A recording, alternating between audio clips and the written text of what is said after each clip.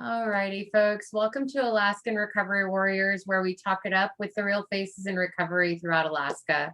I'm your host, Jen, and tonight's guest is Eliza Eller from Ionia. Eliza is one of Alaska's original recovery warriors and a true advocate for all venues, from psychiatric to survivors to natural medicine and dietary healing and behavioral health recovery.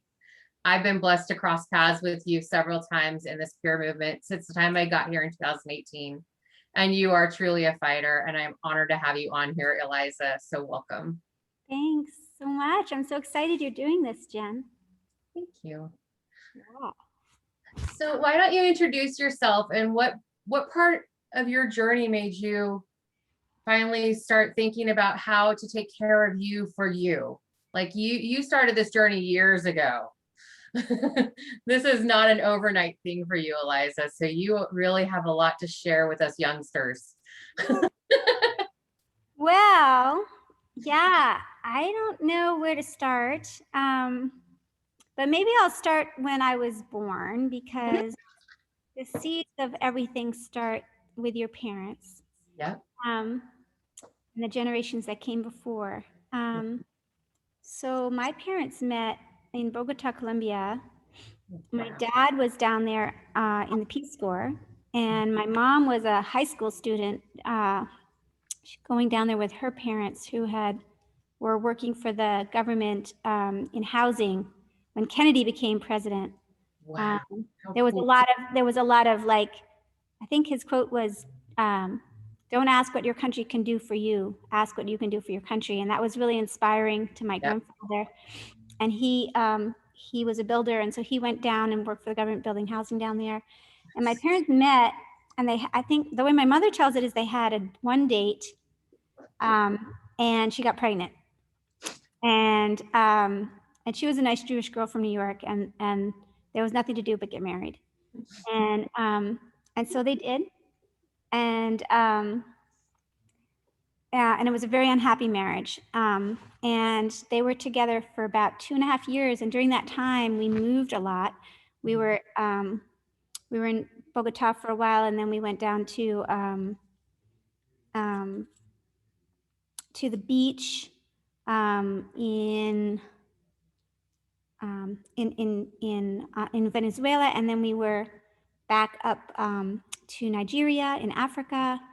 And I don't have a lot of memory of this time, but I know that it was a big part of my roots. My mother was a seeker. She was really looking for something that would that make sense to her and that would nurture her. And she was in a very unhappy marriage, but she really clung to this idea of raising a child. And she took that question very seriously, and she didn't know how to do it. And she couldn't find anything that made any sense to her about how to raise a child in modern times. And she had her own troubles, and she traveled a lot. When she finally did split up from my father, we were very close to each other. And I remember really being raised by her, very close to her. And we were like this. But it was kind of us against the world. And so there was no other consistent environment for me. We were very much traveling around, living out of her truck. And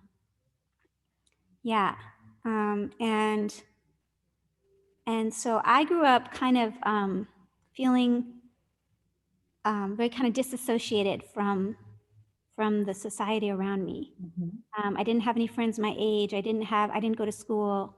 I did go to school, but I went to like many different schools, and I skipped 3rd grade altogether. And then I eventually dropped out in 5th grade. But I had, so I went to grade school kind of, but it was like always a different school. I never finished out a year in one school. But I learned a lot from my mother. And I grew up very quickly, and I had a kind of a place inside myself that always felt unfinished or not complete, or really unseated, ungrounded in the world. I didn't feel comfortable with people. I had no home. I had no people of my own. I had no like place, no sense of place. And this really left me very disabled, I would say. Yeah. And so my healing process is really about finding a sense of place. Mhm. It's really about finding a homeland. It's really about creating a regenerative culture that I could feel at home within. And so my story of healing and the story of the founding of Ionia are kind of all intertwined. I remember you telling me that. Yeah. And so by the time I became a young adult,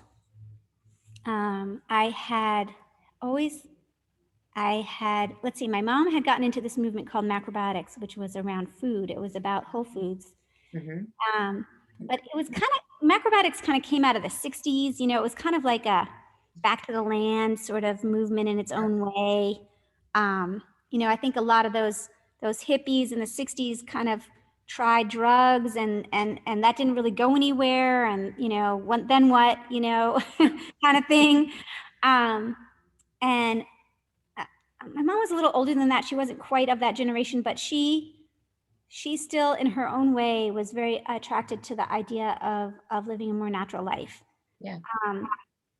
And I had this dream within the macrobiotic movement. There was this dream of a rural village, and like that was kind of based on the land, and you know, kind of similar, I guess, to the Back to the Land movement in the 60s.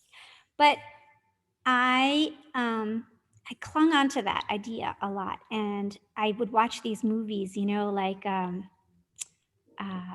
movies about shtetls in Poland and tribes in the Amazon, you know, just like these tribal village kind of images. I always had this feeling like I was kind of born into the wrong century or something. Like I didn't have, again, I was like a stranger in a strange land. I was The very wrong century or wrong culture. yeah, I was very separated from myself and from others. Yeah, and I didn't trust other humans at all.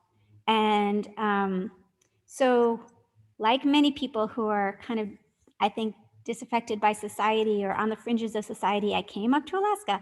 And before we came, we kind of had this dream, this idea of a village. And so now it was me, it was my mother, it was her partner and their kids, it was my new husband who I had discovered in the macrobiotic movement as I was growing into adulthood, and then these other families. And we all had this crazy idea of starting our own alternate environment. Your own tribe. Our own little village, you know? And so but we didn't have any money and we didn't have any prospects. And we didn't have any jobs and we didn't have any anything going for us. So it was kind of a wing and a prayer getting up here. It was a crazy story all in and of itself. But eventually eventually 5 families made it to Anchorage. And all of us had disability incomes. We were all starting families, some bigger families and some smaller families. And we all had macrobiotics in common. So that was like our common thread. And so we cooked and ate similarly, which was very kind of different and out of culture. It wasn't like what you normally see in the supermarket, you know, or in the restaurant. So we couldn't really eat in society, which kind of worked for me because it would like fit into my whole story anyway. Because I was like, you know, society scary. So yeah, and and I would struggle, you know, and I noticed that food really affected me. So when I would eat sugar, for example, I would have real strong bouts of depression where you know, nothing had changed in my life, Mhm. But suddenly I was in tears, and I was just, I couldn't get out of bed. And so I started slowly, I started to really take food more seriously, um, and clean up my diet, and that had a good effect on me. Um, and and then we moved to this piece of land, and we found, after a year in Anchorage in separate apartments, we found this piece of land. And that was the beginning. We put up teepees, we put in a road, we pooled our permanent funds, and we had a lot of kids, so that was like more money than we had ever seen ever in one place. I mean, all of us, it was like $40,000 or something. We were like, Make and use of it. yeah, so we used that to put in a road and a well, and like the Freaking beginnings, cool. and start building. And yeah, and so for me, that was the beginning, I think, of just starting to relax and to start to discover who I was, and like what really meant something to me. So for me, creating health inside was really about creating a healthy environment. It was about creating an alternate healthy environment. That was like key. I had my own home for the first time in my life that I built with my husband and with the other community members. My children were safe there. We were growing some of our own food. We had the ability to talk to one another. And we had that peer support, even though we didn't call it peer support back then, but It didn't that's have a what name it then. was. We had women's circles and meetings, and we had men's, and we had all of us together, and we every day we met and we talked, and we just talked about what was going on with us, and it was kind of like group therapy, even though we didn't call it that. And there were no therapists actually there. Right. And so slowly, life started to feel more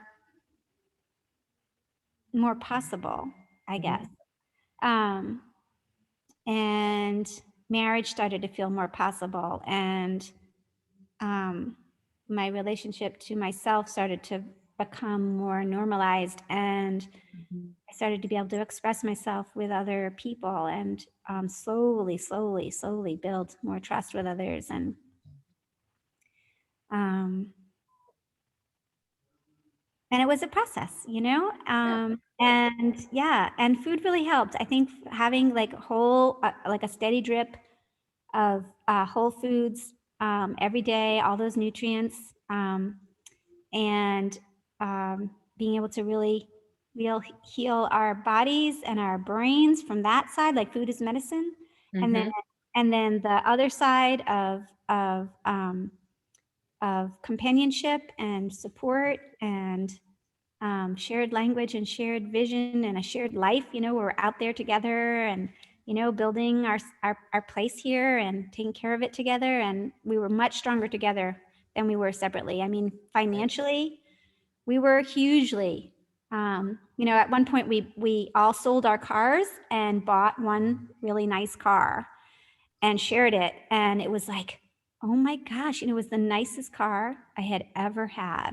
And I had 1/4 of it, but still, um, yeah. And it was just like not having to worry about the car breaking down all the time, not having transportation, not being able to, and yeah, just all the worries, and like being able to do firewood together, so that we knew we were going to be warm, and we were going to be able to find the firewood, and we were going to be able to, get a piece of equipment that we could share together to do the firewood. And there was a lot of knowledge in our group, like I didn't have all the knowledge, but other people would have knowledge about those things, and I could go to them and I could ask. And then once in a while, somebody would come to me and ask something, and I would be like, oh, lo and behold, I actually know something.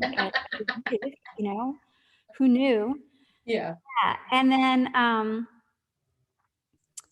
and a lot of it, I think, was about, Ionia is just a very beginning healthy environment. Like you can't take a bunch of people who aren't so well and who have had trauma and like create a healthy environment, right? You have to that's like a process. Yeah. So, We all have to take care of ourselves to a point to yeah, get there. yeah. And so I think it's like, it's like you try, and then you bring along some of your trauma, and then you like have to deal with that, and then you try some more. And I feel like we've been around 33 years now, and I feel like Yep.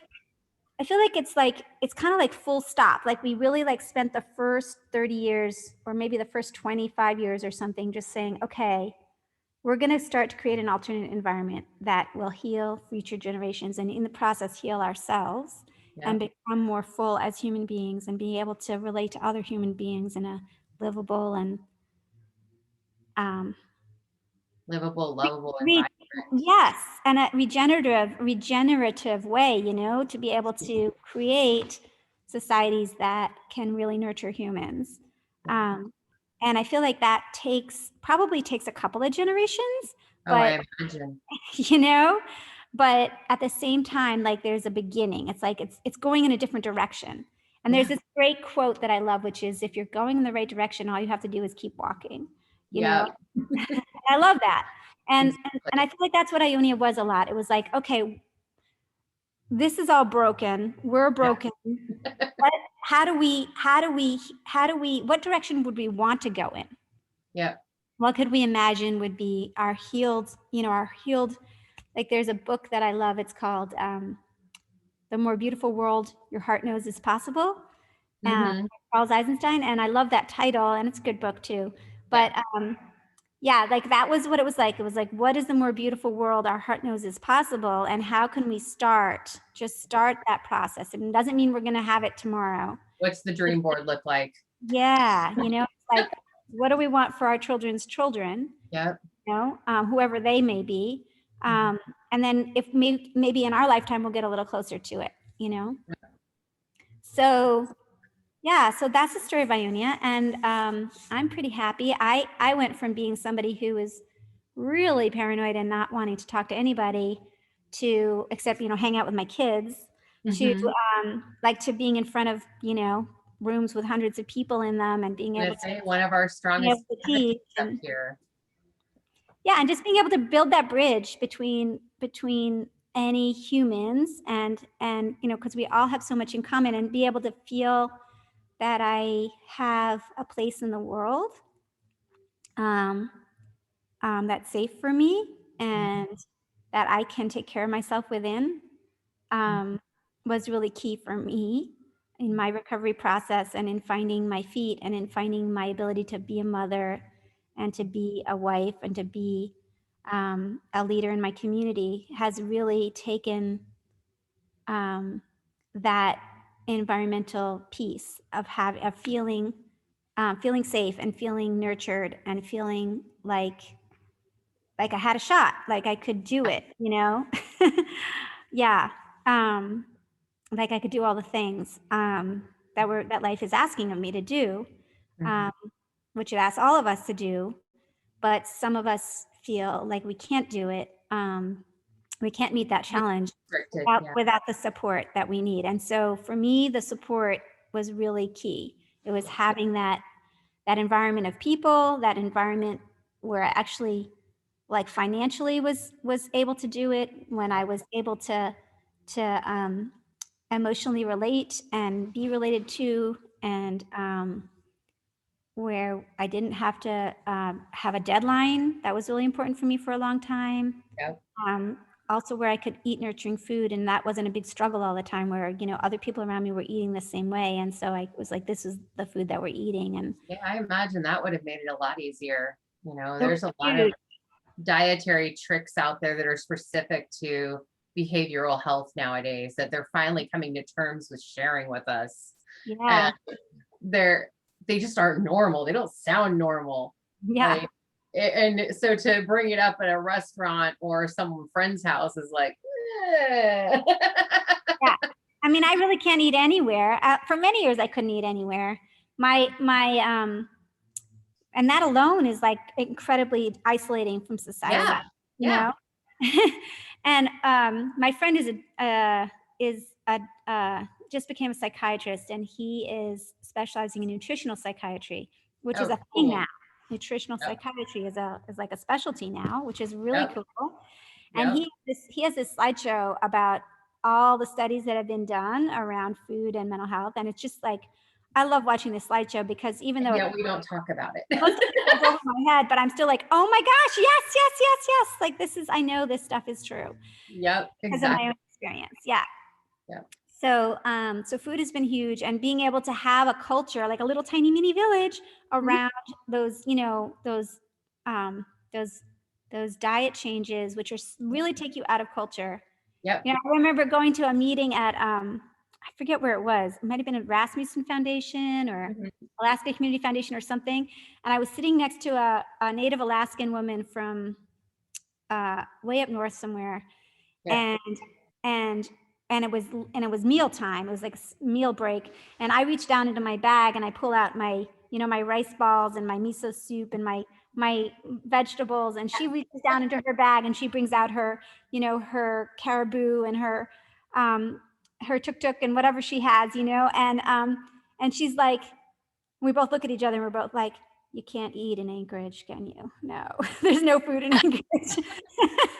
I mean, I could really relate, but having that people behind you who are all eating similarly really, really allows you to relax and allows you to eat this way so much easier. If you have to do it all yourself and you have to do all the cooking and you have to do all the purchasing and you have to do all the sort of culture keeping around it. Yeah.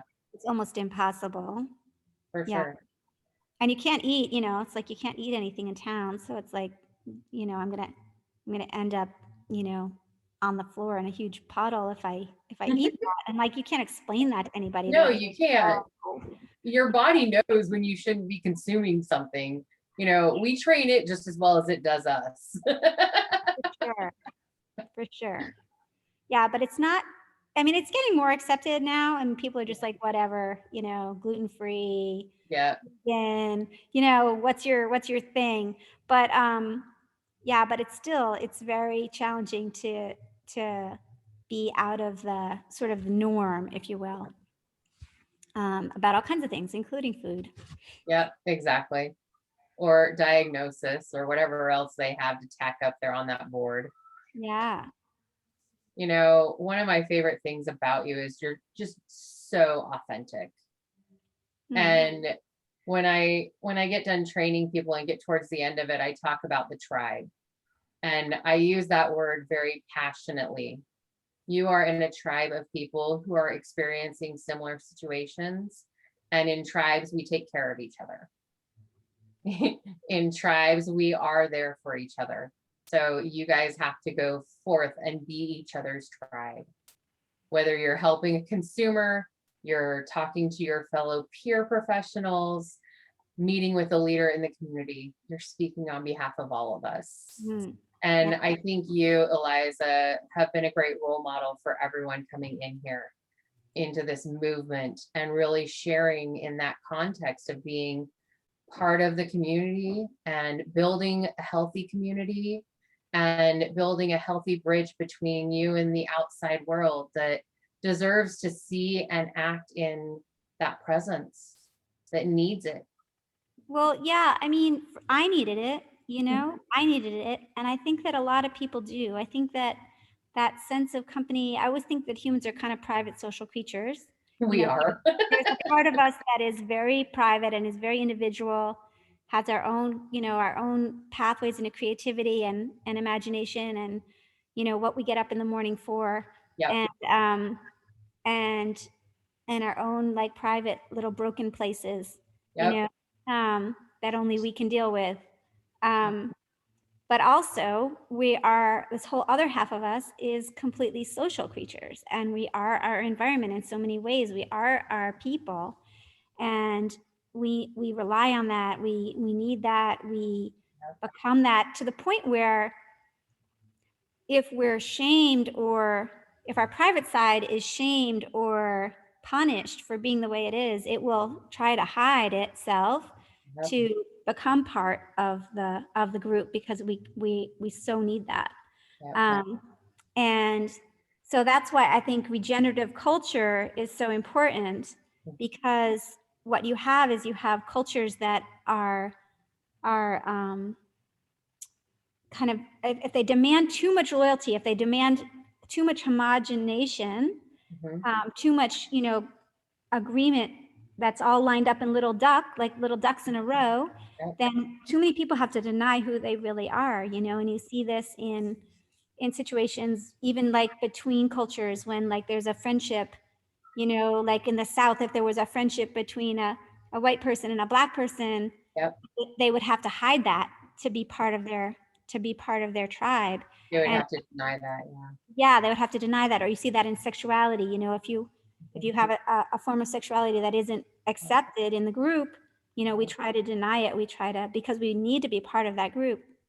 So to be able to create groups and cultures and tribes and villages that are celebrating diversity of individuality, while also acknowledging that we have a commitment to each other, that we have a bigger vision for and service to the larger whole, because we're dependent on the larger whole, and that balance is really important. So, and I feel like there's a lot of people that have been broken in the middle of all that. There's a lot of stray ends that they need to be repaired. It's like the stray ends of the hair that get damaged, and they need to be taken care of. They need to be oiled and loved on, and all the stuff that goes into making whole people.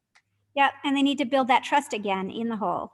And only when I feel that a lot of people, when they build that trust, when their trust is healed with the whole, then that allows them to start healing themselves, and that those things are kind of right foot, left foot. They start welcoming themselves back.